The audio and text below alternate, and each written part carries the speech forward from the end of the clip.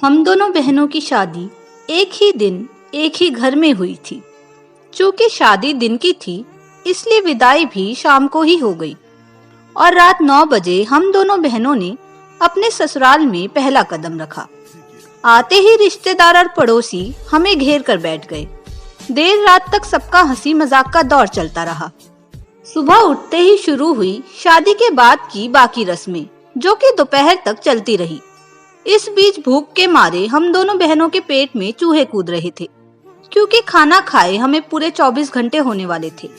सुबह सबके बीच शर्मा शर्मी में चाय भी 2 घूंट ही पी गई और नाश्ता तो दूर की बात थी। खैर 2 बजे तक सभी रस्में निपट गई। भूख जोरों पर थी, लेकिन कहे किससे। बस हमारी नजरें दरवाजे पर थी। तभी हमारी ननद 2 थालियों में खाना लेकर आई। देखते ही हम दोनों बहनों की आंखों में चमक आ गई। थाली में 2-2 रोटियां रखी हुई थी।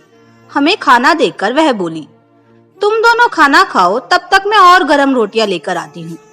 उनके पीठ फेरते ही हम दोनों खाने पर टूट पड़ी और पलक झपकते ही हमने अपना खाना चट कर डाला। लेकिन पेट अभी भरा नहीं था।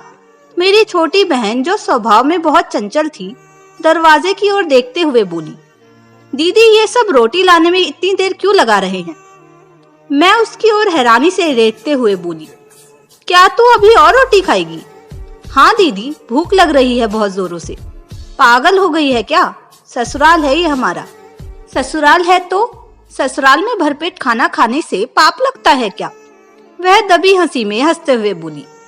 मैं उसे कुछ और कहती, इससे पहले ही मेरी ननद गर्मा गर्म रोटियां लेकर फिर से हाजिर थी। भूख तो मेरी भी नहीं मिटी थी और मटर पनीर की सब्जी, वह तो मेरी सबसे मनपसंद थी। उसके साथ तो मैं हमेशा एक रोटी ज्यादा ही खा लेती थी, लेकिन यहाँ। खैर, मेरी ननद आग्रह करते हुए बोली, रोटी रख दूं? मैं मन ही मन बोली, रख दो, इसमें पूछने की क्या बात है? कल से भूखे हैं, क्या 2 रोटी से पेट भरता है?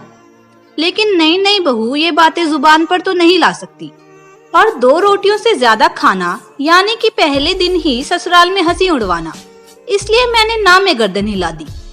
मुझे यूं गर्दन हिलाता देख मेरी छोटी बहन बोली, दीदी अभी तो आप कह रही थी कि बहुत तेज भूख लग रही है और रोटी खानी है, फिर दीदी से मना क्यों कर रही हैं? मैंने उसकी तरफ आंखें निकाली तो वह मासूम सा चेहरा बनाते हुए बोली, दीदी विदाई के समय मम्मी ने कहा था, अब ससुराल ही हमारा असली घर है और यहाँ के सब लोग हमारे अपने। उनसे गलत बर्ताव करोगे तो पाप लगेगा। लेकिन मम्मी ने भरपेट खाना खाने से पाप लगने की बात तो नहीं समझाई थी। बिल्कुल सही कहा था तुम्हारी मम्मी ने बहू। यह तुम्हारा अपना घर है और भरपेट खाना खाने से तो बिल्कुल पाप नहीं लगेगा। हाँ, भूखी रहोगी तो बीमार जरूर हो जाओगी। पाप लगेगा, लेकिन जब तुम मुझे पराया समझ अपने मन की बात नहीं बताओगी, समझी? अंदर आते हुए हमारी सास हंसते हुए बोली और फिर अपने हाथों से उन्होंने हमारी थाली में एक एक रोटी और रखी और वहीं बैठ हमें प्यार से खिलाने लगी।